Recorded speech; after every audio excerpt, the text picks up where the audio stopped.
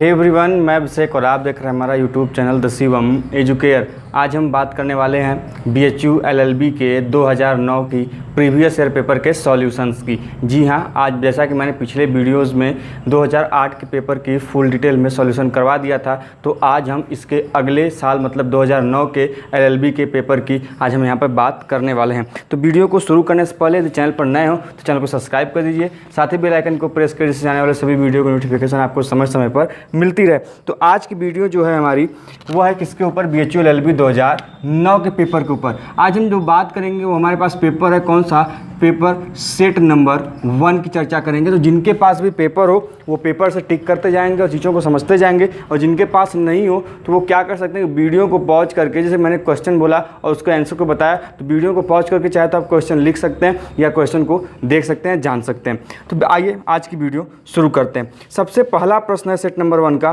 कि संघ की कार्यपालिका का वैधानिक प्रधान, मतलब वैधानिक प्रधान का मतलब है कि संविधान के अनुसार अकॉर्डिंग टू लॉ। तो अकॉर्डिंग टू लॉ की बात करें तो संघ की कार्यपालिका शक्ति का प्रधान कौन होता है, तो वह कौन होता है, राष्ट्रपति होता है। कौन होता है, इसलिए क्वेश्चन नंबर 1 जो है उसका जो सही ऑप्शन होगा वह क्या होगा, 1 सही होगा। क्या होगा कि संघ की कार्यपालिका शक्ति का वैधानिक प्रधान कौन, राष्ट्रपति।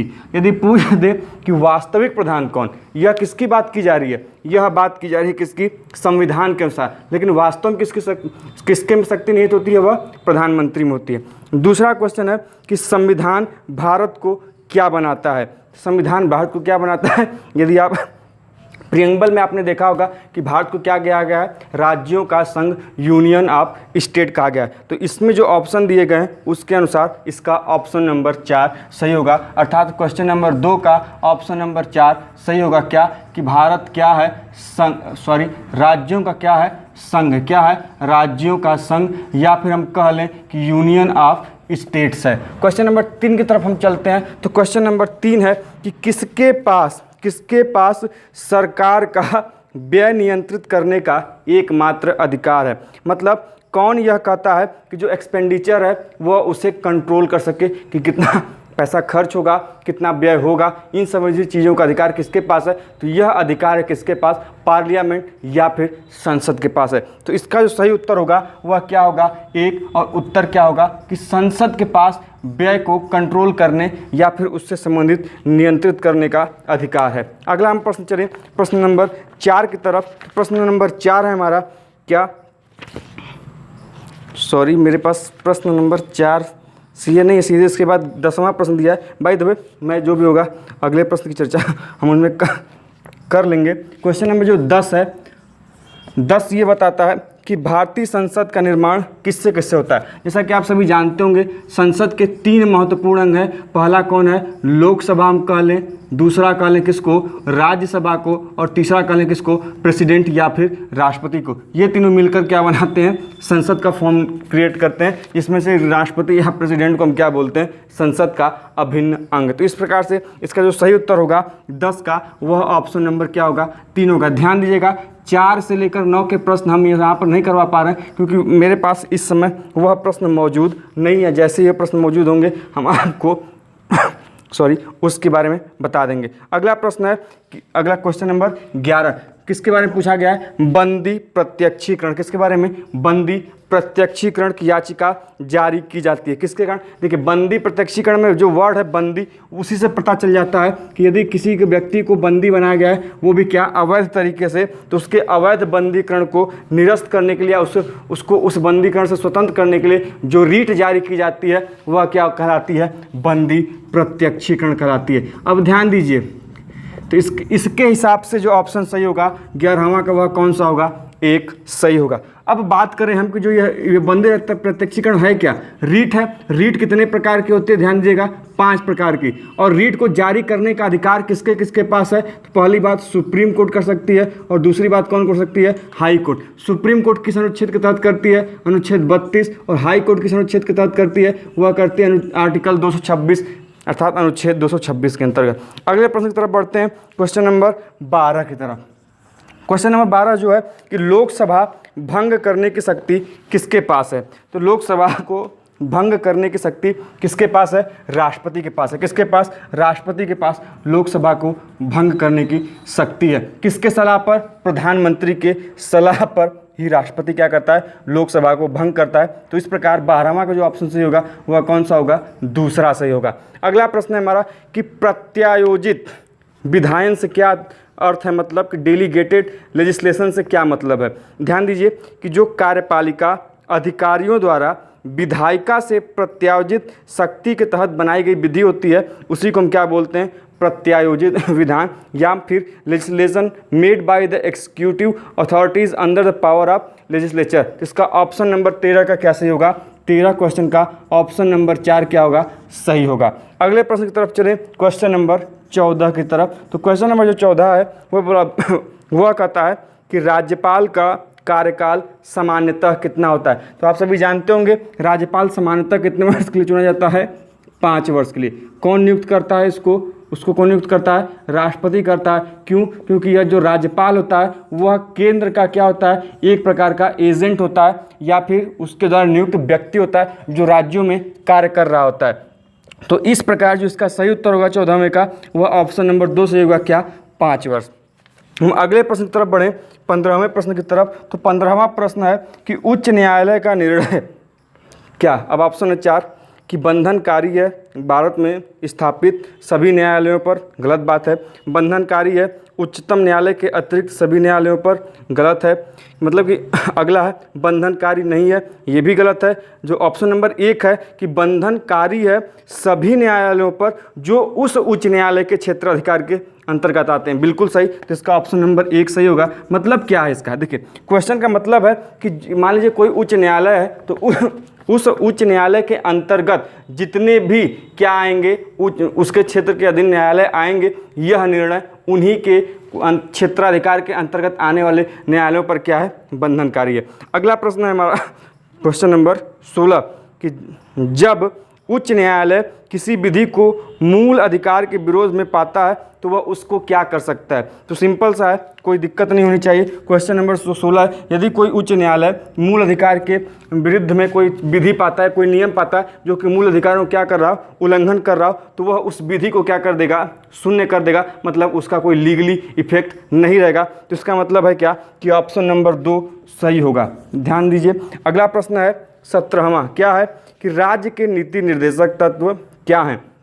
पहला है कि राज्य के नीति निर्देशक तत्व क्या है? बंधनकारी हैं, बिल्कुल नहीं। यदि बंधनकारी होते तो राज्य को इससे काफ़ी फायदा होता, लेकिन बंधनकारी नहीं है। दूसरा, न्यायालय द्वारा प्रवर्तित हैं, मतलब हम इसको न्यायालय में क्या ले जाकर, इसके मतलब कि आपके नीति निर्देशक तत्व का हनन हुआ है तो क्या आप इसके विरुद्ध न्यायालय में जा सकते हैं? बिल्कुल नहीं, यह न्यायालय द्वारा प्रवर्तित नहीं है। ऑप्शन नंबर 3, न्यायालय द्वारा प्रवर्तित नहीं है परंतु ऐसा होने पर भी देश के शासन में मौलिक है। मतलब कि not enforceable by the court but are the nevertheless fundamental in growth of country. बिल्कुल सही है ये। ऑप्शन नंबर 17 का क्या होगा? ऑप्शन नंबर 3 सही होगा। अगला प्रश्न है जो हमारा कि राष्ट्रपति किसी मामले में उच्च न्यायालय के परामर्श के लिए निर्देशित कर सकता है। तो इसका ऑप्शन नंबर 18 का क्या सही होगा? 18 का ऑप्शन नंबर 3 क्या होगा? सही होगा। क्या है वह? कि वह तभी परामर्श के लिए निर्देशित कर सकता है राष्ट्रपति उच्च न्यायालय के जब सार्वजनिक महत्व की किसी विधि या तथ्य का प्रश्न मौजूद हो, तब वह सर्वोच्च न्यायालय से सलाह ले सकता है। अगला हमारा प्रश्न है 19वां कि भारत के उच्चतम न्यायालय में कुल कितने राष्ट्रपति होते हैं? उस टाइम के हिसाब से पूछा। कब? 2009 के। लेकिन हमें 2009 के बाद उस हिसाब से तो पहला सही होगा, लेकिन वर्तमान में कितने हैं ध्यान दीजिएगा। उसके हिसाब से ध्यान दीजिए, जो प्रश्न पत्र है उसके हिसाब से पहला ऑप्शन सही होगा। लेकिन वर्तमान में उच्चतम न्यायालय में कुल कितने न्यायाधीश हैं? 33 + 1, ये ध्यान दीजिएगा, जिसमें से एक क्या है? प्रमुख है। 33 क्या है? अन्य की कैटेगरी में आते हैं। क्वेश्चन नंबर 20 की तरफ चलते हैं कि भारत में संपत्ति का अधिकार क्या है? तो भारत में संपत्ति का अधिकार क्या है? यह एक वर्तमान में क्या है? ये विधिक अधिकार है, लीगल राइट है हमारा। क्या है? लीगल राइट है। अब हम पूछ रहे यदि आपसे हम कि यह जो संपत्ति का अधिकार है यह इसे कब हटाया गया? तो कब हटाया गया? 44वें संविधान संशोधन कब? 1978 द्वारा। और पूछ दें कि पहले यह कहाँ था? अनुच्छेद 31 में था, अब कहाँ पर है? अनुच्छेद 300 क में। कहाँ पर है? अनुच्छेद 300 क में है। कब हटाया गया? 44वें संविधान संशोधन द्वारा 1978 में हटाया गया। और ये क्या है? एक विधिक अधिकार है। पहले ये क्या था? मौलिक अधिकार था। तो इसके हिसाब से ऑप्शन नंबर 20 का 3 सही होगा। हम 21वें तरफ चलते हैं। क्वेश्चन नंबर 21 वह क्या है कि राष्ट्रपति क्या है? मंत्रिमंडल की सलाह मानने के लिए बाध्य है, पहला। दूसरा, राष्ट्रपति मंत्रिमंडल की सलाह मानने के लिए बाध्य नहीं है। मंत्रिमंडल की सलाह की उपेक्षा कर सकता है या मंत्रिमंडल की सलाह के विरुद्ध कर सकता है। ध्यान दीजिए, शुरू में जब संविधान बना था तो उस समय राष्ट्रपति मंत्रिमंडल की सलाह को मानने के लिए बाध्य नहीं था। लेकिन अब एक संविधान संशोधन हुआ, मुझे इस समय करेक्ट याद नहीं आ रहा है कौन सा संविधान संशोधन, लेकिन अब वर्तमान में जो स्थिति ये है कि यह मंत्रिमंडल की सलाह को मानने के लिए बाध्य है। कौन? राष्ट्रपति। तो इसके हिसाब से जो ऑप्शन सही होगा, यह कौन सा ऑप्शन सही होगा? इसका ऑप्शन नंबर 2। क्या? कि मंत्रिमंडल की सलाह मानने के लिए बाध्य है। क्वेश्चन नंबर 22 की तरफ बढ़ते हैं। तो क्वेश्चन नंबर 22 है क्या कि वार्षिकी विधि दिवस भारत में कब मनाया जाता है? तो विधि दिवस मनाया जाता था कब भारत में? विधि दिवस कब मनाया जाता था? 26 नवंबर को। कब? 26 नवंबर को। क्यों मनाया जाता था? क्योंकि इस दिन हमारे संविधान क्या हुआ था? पूर्ण रूप से बनकर तैयार हो गया था। कब? 26 नवंबर 1949 को। और इसीलिए 26 नवंबर को क्या मनाया जाता था? विधि दिवस। अब क्या हो गया कि विधि दिवस को नाम चेंज करके क्या कर दिया गया है? संविधान दिवस। कौन सा? संविधान दिवस। ध्यान दीजिएगा, अब ये संविधान दिवस कब से मनाया जा रहा है? 2015 से। कब से? 2015 से। किस दिन? 26 नवंबर को। तो इसके हिसाब से जो सही होगा ऑप्शन नंबर 22 का, वह कौन सा होगा? Option number 2। अगले प्रश्न की तरफ चलें, जो कि क्वेश्चन नंबर 23 है। क्वेश्चन नंबर 23 बताता है क्या कि भारत के संविधान की प्रस्तावना के अनुसार विधिक रूप से संप्रभुता संपन्न किसे माना गया? तो भारत की जनता जो है भारत की संप्रभुता में निहित है। मतलब उसकी जो संप्रभुता है भारत की, वह किस में निहित है? उसके जनता में निहित है। तो इसके हिसाब से जो भारत की संविधान है उसकी संप्रभुता किस में निहित है? जनता में। तो इसके लिए इसका ऑप्शन नंबर क्या सही होगा? Option number 3। कौन सा है? क्वेश्चन नंबर 23 का 3। 24 की तरफ बढ़ते हैं। 24 पूछा है PIL का पूरा मतलब। तो ध्यान दीजिए, PIL का पूरा मतलब क्या होता है? Public interest litigation. क्या होता है? Public interest litigation. किसका फुल फॉर्म पूछा है? ध्यान दीजिएगा, PIL। P से पब्लिक, I से इंटरेस्ट, L से लिटिगेशन। इस प्रकार इसका ऑप्शन नंबर जो सही होगा 24 का, वह कौन सा सही होगा? 3। कौन सा? 3। अब देखिए एक चीज़ ध्यान दीजिएगा कि कभी कभी पूछ देता है कि PIL को लाने वाले, PIL के प्रणेता, भारत में फाउंडर कौन है? यह मुझे कमेंट बॉक्स में बताइए। यदि नहीं बता पाएंगे तो हमसे पूछिए या फिर हम इसको अगले वीडियो में आपको बताएंगे। और सबसे बड़ी चीज़ कि यह जो PIL है और सबसे बड़े PIL को जीतने वाले व्यक्ति कौन है? सबसे बड़े PIL को जीतने वाले व्यक्ति कौन है? तो उसका भी नाम हमें बताइए कमेंट बॉक्स में। नहीं पता होगा तो हम आपको अगले वीडियो में इसकी जानकारी देंगे। अगला प्रश्न है हमारा, मुझे 4 से 9 के प्रश्न मिल गए हैं, तो 4 से 9 के भी सॉल्व कर लेते हैं। कहाँ तक हमने सॉल्व किए हैं अभी तक? 24 तक। ध्यान दीजिएगा, 24 तक सॉल्व किए हैं। अब हम बीच में जो छूट गए थे प्रश्न 4 से लेकर 9 तक, उनकी चर्चा कर लेते हैं। तो चौथा प्रश्न है कि वर्तमान में भारत में मतदान की आयु क्या है? तो वर्तमान में भारत में मतदान की आयु कितनी वर्ष है? कितनी वर्ष है? 18 वर्ष। कितनी? 18 वर्ष। पहले कितनी थी? 21 वर्ष। 21 वर्ष से घटा कितनी कर दी गई? 18 वर्ष। कब कर दिया गया? 61वें संविधान संशोधन द्वारा। कब? 61वें संविधान संशोधन द्वारा। ध्यान दीजिएगा, जितनी चीज़ें आपको बताई जा रही हैं सब की सब महत्वपूर्ण है। तो वर्तमान में कितने वर्ष की है? यह है कब? 18 वर्ष की। इसलिए क्वेश्चन नंबर 4 का ऑप्शन नंबर 1 सही होगा। तो ये भी चीज़ याद रखिएगा, 61वें संविधान संशोधन द्वारा 21 से क्या कर दिया गया? 18। जो 5वां प्रश्न है, क्वेश्चन नंबर 5 जो है वह क्या कहता है कि भारत में वैध तरीके से एक बच्चे को गोद कौन ले सकता है? तो वैध तरीके से एक बच्चे गोद कौन ले सकता है? एक हिंदू ले सकता है। कौन? हिंदू लॉ में उत्तराधिकारी को गोद लेने की बात कही गई है। तो इसका ऑप्शन नंबर क्या सही होगा? ऑप्शन नंबर 1 सही होगा। अगले प्रश्न की बात करें, जो कि 6वां प्रश्न है, वह कहता है कि संविधान का अनुच्छेद 19(1)(a) क्या प्रदान करता है संविधान के नागरिकों को? तो 19(1)(a) में यदि आप मौलिक अधिकार पढ़े होंगे तो 19(1) हमें बताता है किसके बारे में? वाक अभिव्यक्ति की स्वतंत्रता। किसकी? वाक अभिव्यक्ति की स्वतंत्रता के बारे में बताता है। इसलिए इसका जो ऑप्शन नंबर जो सही होगा वह क्या होगा? Option number 2। तो 6 का ऑप्शन नंबर 2 सही होगा। तो 19(1) क्या बताता है? वाक अभिव्यक्ति की स्वतंत्रता। अगले प्रश्न की तरफ चलिए, क्वेश्चन नंबर 7 की तरफ। क्वेश्चन नंबर जो 7 है वह कहता है हमें क्या कि article 21 of the Constitution of Indian provides that no person shall be deprived from his life and personal liberty to save। अब ध्यान दीजिए, यह ऑप्शन नंबर 2 सही होगा। विधि द्वारा स्थापित प्रक्रिया के द्वारा कोई भी व्यक्ति जो है उस क्या प्रोवाइड करता है कि deprive to his life and personal liberty को नहीं कर सकता। इस प्रकार इसका जो ऑप्शन नंबर सही होगा 7वें का वह कौन सा होगा? ऑप्शन नंबर 2 सही होगा। अगले प्रश्न की तरफ चलें, क्वेश्चन नंबर 8 की तरफ। तो क्वेश्चन नंबर 8 है हमारा कि संसद के 2 सदनों के संयुक्त अधिवेशन की अध्यक्षता कौन करता है? तो अब सिंपल सा क्वेश्चन है, कौन करेगा? लोकसभा का स्पीकर जो होता है, अध्यक्ष जो होता है, वही क्या करता है? लोकसभा का स्पीकर दोनों सदनों की अध्यक्षता करता है। और दोनों सदनों की संयुक्त बैठक बुलाता कौन है? कौन बुलाता है? राष्ट्रपति बुलाता है। कौन बुलाता है? राष्ट्रपति बुलाता है। देखिए तीनों प्रश्न इंपॉर्टेंट है। अध्यक्षता कौन करेगा? स्पीकर। दोनों सदनों की संयुक्त बैठक बुलाएगा कौन? राष्ट्रपति। किस अनुच्छेद के तहत बुलाएगा? अनुच्छेद 108 में संयुक्त अधिवेशन की बात की गई हमारे संविधान में। तो इस प्रकार इसका ऑप्शन नंबर जो सही होगा वह कौन सा होगा? 8 का ऑप्शन नंबर 1। देखिए सभी चीज़ें आपके लिए इंपॉर्टेंट है, कोई भी चीज़ स्किप मत करिएगा, भूलिएगा नहीं, हर एक चीज़ को नोट कर लीजिएगा। क्वेश्चन नंबर 9 जो है कि लोकसभा एवं राज्यसभा संयुक्त रूप से कब बैठती है? तभी ना बैठेगी जब उनके बीच किसी चीज़ को लेकर मतभेद हो। तो ऑप्शन नंबर क्या सही होगा? 9 का ऑप्शन नंबर 2 क्या? कि जब दोनों सदनों के बीच क्या हो? मतभेद हो। अगले प्रश्न की तरफ चलते हैं। 9 के बाद से हमने 10 से पुनः चालू किया था और कहाँ तक गए थे? 24 तक गए थे। तो 24 के बाद हम पुनः चालू करते हैं प्रश्नों को। तो अगला प्रश्न है हमारा 25वां कि न्यायिक पुनर्विलोकन का मतलब क्या है? तो न्यायिक पुनर्विलोकन का मतलब है क्या? ऑप्शन नंबर कि उच्च अपीली न्यायालय द्वारा विधि की वैधता का न्यायिक परीक्षण करने की शक्ति। क्या होगा? विधिक उच्च अपीली न्यायालयों द्वारा विधि की वैधता का न्यायिक परीक्षण करने की शक्ति। इसलिए जो क्वेश्चन नंबर 25 है उसका ऑप्शन नंबर 2 क्या होगा? सही होगा। अगला जो प्रश्न है क्वेश्चन नंबर 26। क्या?